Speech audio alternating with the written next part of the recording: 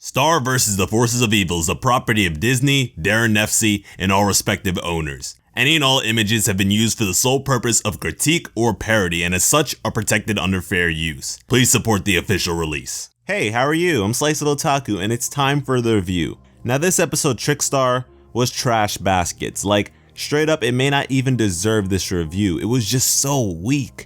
And to have this episode attached at the hip to the phenomenal one that is Raid the Cave is a bummer because Star episodes come in sets. But anyways, Star and Marco are attending Sensei's 38th birthday party and the episode begins with Star holding this very strange Mumin present, and Marco even remarks that he wants to give his present to Sensei when he actually sees him. So initially, the viewer's attention is drawn to both Star's bizarre gift and Marco's seemingly sentimental gift that is also a lot more minimalistic, which garners a bit of mystery and intrigue. But guess what? These gifts aren't mentioned ever again. We just move on. And from here, some jokes are sprinkled in, and I'm not talking rainbow sprinkles, I'm talking a hot plate of booty flakes. These jokes were weak and all over the place. You have dry humor puns being exchanged by Star and Marco, then two people for some reason speaking another language, and the guy's just a jerk. He didn't have to smack her hot dog, which sounds wrong, but unfortunately there are plenty more things wrong with this episode. When Sensei announces that Preston Chango is coming to the party, everyone loses their minds, and Star questions why Marco hasn't told her there are other magic users in this dimension. But Marco explains that is not real magic, but rather tricks. And so instantly I'm like, okay, this episode may have some comedic potential. Star competing with her legitimate magic against this phony. A potential episode theme reminiscent of one present in the Nickelodeon show My Life as a Teenage Robot.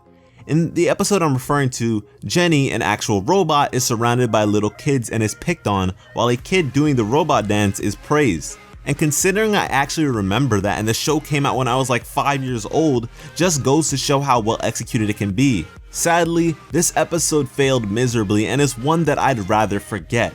I've never felt that a Star vs. the Forces of Evil episode was bad until this one.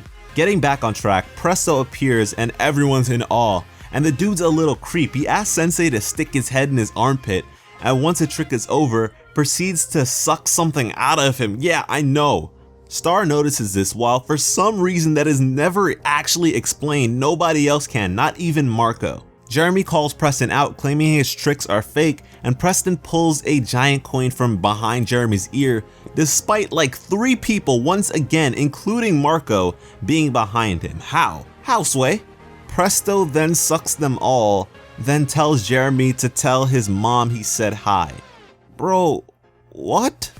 Like, I just feel like this episode is plastered with innuendos, but they're done so poorly that it's not even funny in the least.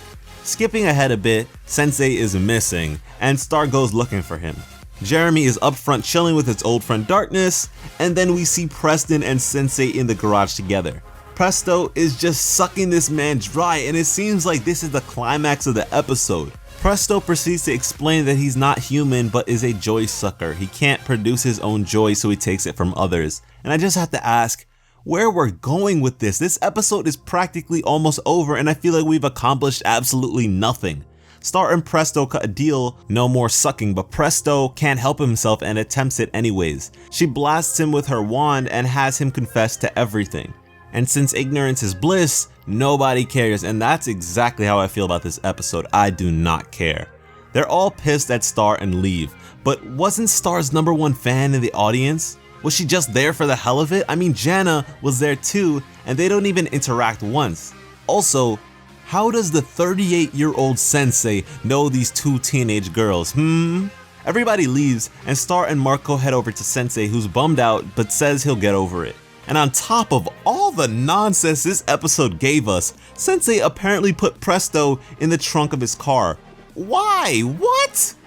There is no hint of logic in this. Why would he put him in the trunk of his car? Because he was creepy or his magic wasn't real? That's not a legitimate reason, but oh, Presto is magically gone. But his hat's still there. If this is set up for his return, please don't. Please quit while you're ahead. Please don't bring this man back. This episode was bad. I honestly don't even know if this one is worth editing for.